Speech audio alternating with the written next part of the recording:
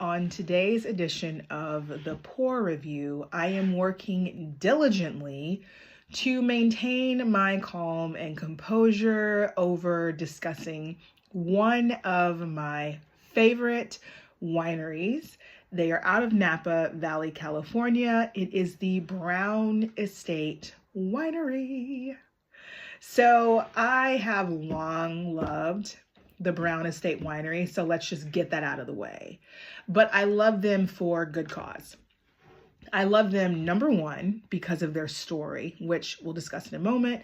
But I also love them because their wines are absolutely delicious and high quality.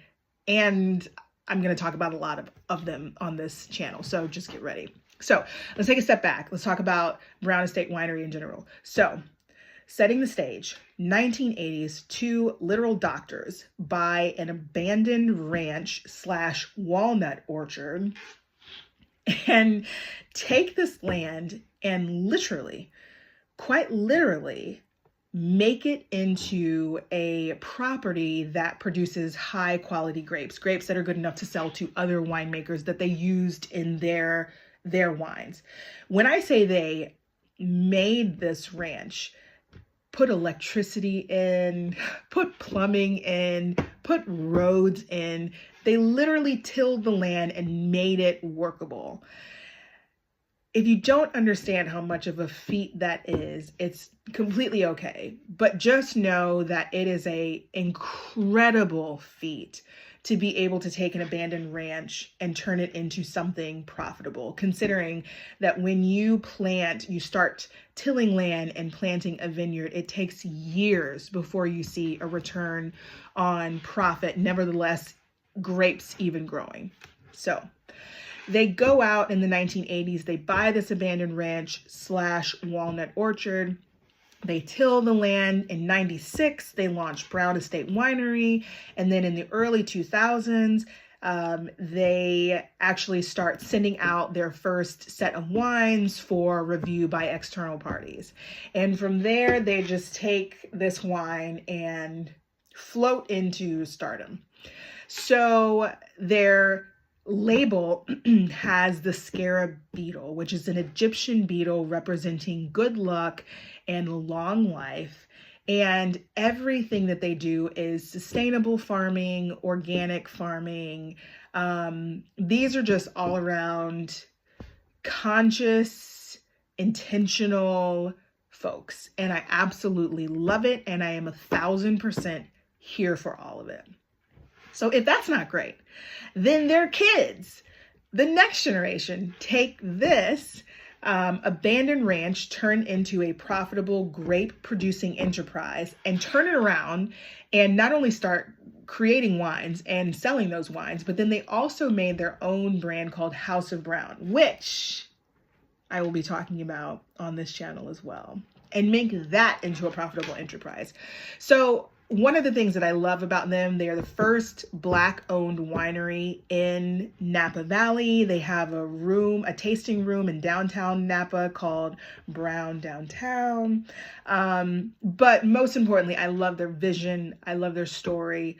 I love the fact that these are two people that traditionally did not come from, 6 generations of vineyard owners, all of this farming knowledge about how to make grapes that are suitable for wine, which there's nothing wrong with. It's wonderful to have 7 generations of vintagers, but I love that they took a non-traditional path based on what their careers were and have made it into something amazing.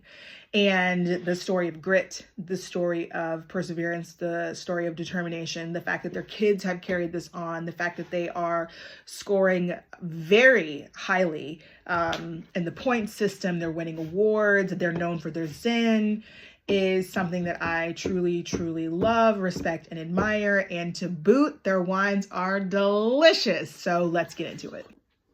Let's break down the grapes in this particular blend.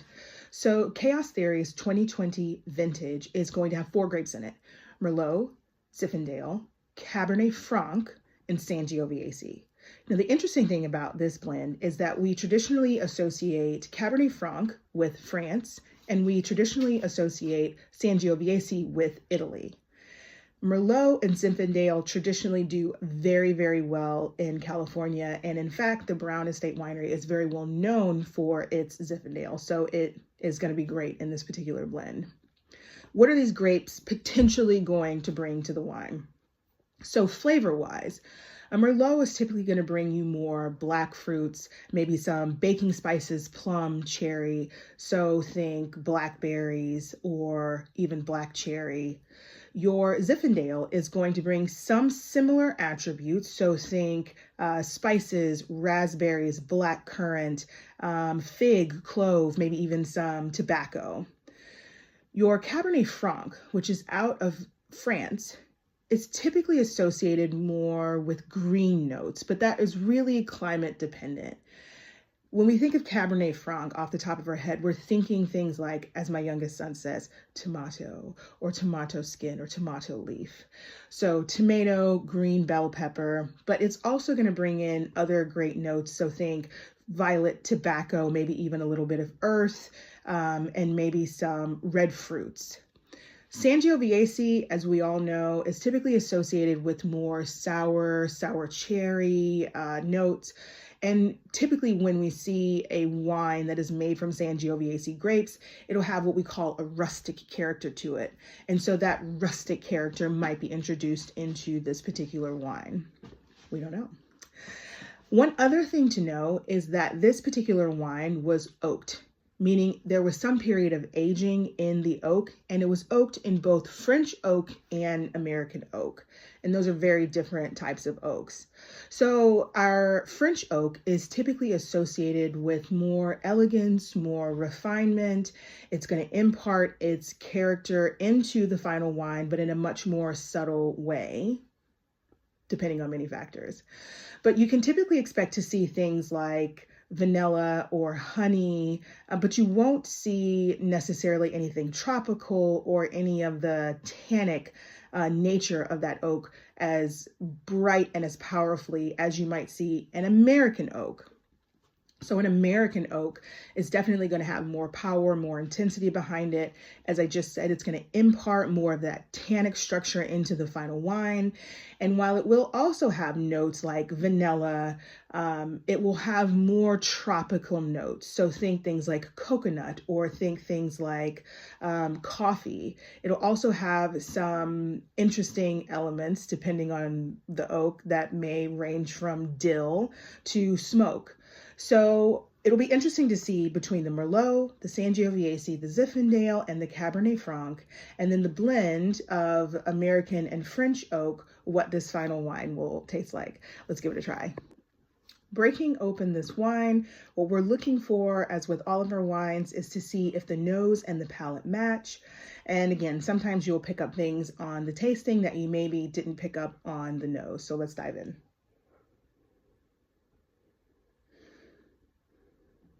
Definitely picking up passion fruit.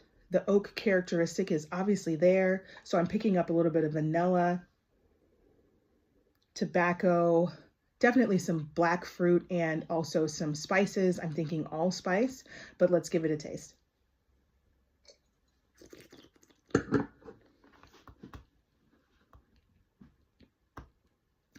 That's a good wine, folks. So this is a solid wine. Definitely picking up that oak characteristic, both in the tannic structure, but also the taste. So I'm picking up oak, vanilla, cocoa as well. I'm picking up a lot of black fruit. So think blueberry, blackberry, even maybe a little bit of black currant. Passion fruit is definitely present in the wine, which I find a very interesting introduction. Allspice, eucalyptus.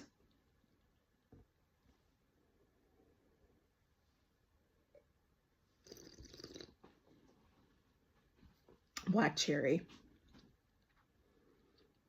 And the cocoa is very present. So overall, this wine is very balanced for me as well. So it's, for me, on the drier side. The acidity is on the higher side, but not high. And that makes sense because some of the grapes in this blend don't necessarily have high acidity by virtue of their nature. But the acidity is a little bit higher for me. The tannins are definitely present, but they're silky, they're smooth, and they're very well integrated. But I can still tell that they're a little bit young. So I would say with a little bit of aging, maybe another 10 years, these tannins would continue to smooth out and continue to add a very silky, smooth texture to the wine. But it's very drinkable right now, and they're already very silky tannins as well. The alcohol is a little bit on the higher side, but definitely not throwing the wine out of balance or very obvious. And the body is a little bit richer. It's a little bit not full, but certainly not medium. So kind of in between the middle of those two. The finish has a great length behind it. After a sip, I was still detecting really great notes, especially some of that oak characteristic, but also some of the black fruit was definitely there. So for me, this is a solid wine that will definitely continue to age very, very well, but is also drinkable right now. Let's jump into where I'm taking this wine, what I'm consuming this wine with, who I'm giving it to. So for me, this is definitely going to go great with meats. So think beef. Barbecue is an excellent addition to this particular wine. And I say it is adding to the wine, not the wine adding to it. But also think veal, lamb, maybe even poultry as well. I'm drinking this on any given night, but I'm also drinking it when I have a special celebratory reason for it. Maybe I had a great week at work. Maybe I have just had a deal come through that I'm really excited about. Maybe another friend has had something great happen to him or her. I'm bringing this out. I'm also giving this as a housewarming gift. I think it's a great addition to anyone's cellar or their wine cabinet or their wine fridge. I'm giving it to probably any one of my category of friends. And remember how I break down my category. There are 3 categories of wine friends that I have. The first category are the friends who could care less about quality. They just want a glass in their hand and they want to enjoy it. My category 2 friends are the ones who have some knowledge about wine. They can definitely spot the difference between a high quality wine and a low quality wine. And they appreciate a wine that might cost maybe $40, $50, $60 or 30, 40, 50 pounds, but they're not nerding out with me on any given night over anything. Their eyes glaze over. Category 3 friends are the ones who are going to nerd out with me about a particular wine. And I think this wine is suitable for any of those 3 categories to consume. So quick fun fact before we close out. David, one of the children of the original owners of Brown Estate Winery, came up with this particular label. And as you can see, it's got some Matrix-esque code on it, which is very sleek looking and very refined. What this label is meant to represent is the inability via the Matrix-esque code to control all of the different elements that go into winemaking. So think things like weather. You can't help if you have a good vintage. You can't help if it rains too much or if there's too much sunlight. But the fact that you can still bring meaning out of the chaos is a big reason behind the label and why this wine looks the way it looks. So I not only love that the wine label itself has a message behind it, but I also love that it looks very sleek, very refined, and it is something that I would be very comfortable giving to, say, a boss or a good friend, and feeling confident that they see a classy, refined, in my opinion, elegant representation of a wine. That's your fun fact. So thanks for joining me on this episode of the Pour Review, and cheers to the next pour.